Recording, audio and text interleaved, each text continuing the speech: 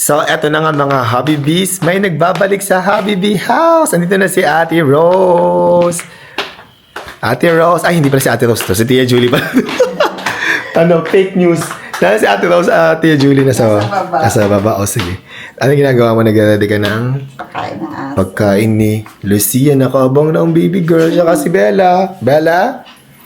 Ayun. Gutom na sila. Magluluto ako ngayon ng beef broccoli. Tia Julie, ha?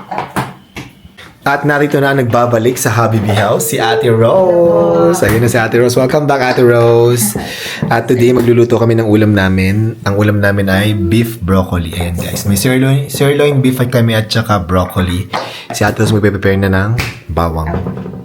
So, i-prepare na natin ang ating beef. Una natin gagawin, lagyan natin na mga 1/2 teaspoon ng baking soda. Para mas, yan.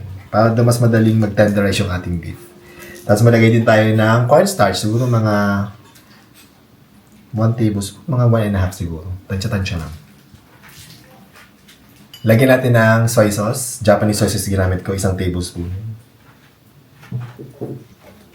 1 tablespoon ng oyster sauce. 1 tablespoon ng Chinese wine. And for color, 1 tablespoon ng dark soy sauce. Kung wala, okay lang din naman. Pinch ng sugar. Pwede yun.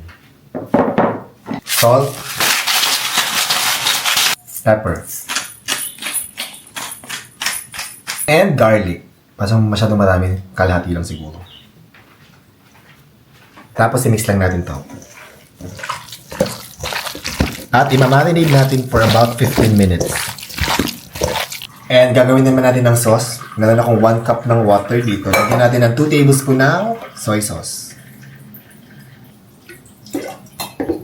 2 tablespoon ng oyster sauce. Okay. 1 tablespoon ng dark soy sauce. 1 teaspoon ng sugar. Pepper. And then mix lang natin. Sa una natin gagawin, i-blanch muna natin yung ating broccoli sa kumukulong water na may asin. For a few minutes lang, lagyan na natin. I-blanch lang natin yung garlic na.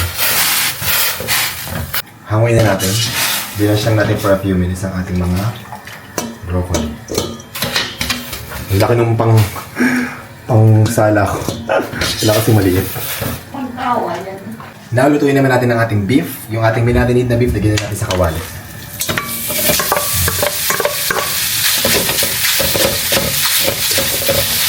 At ilagay natin yung ating ginawang sauce.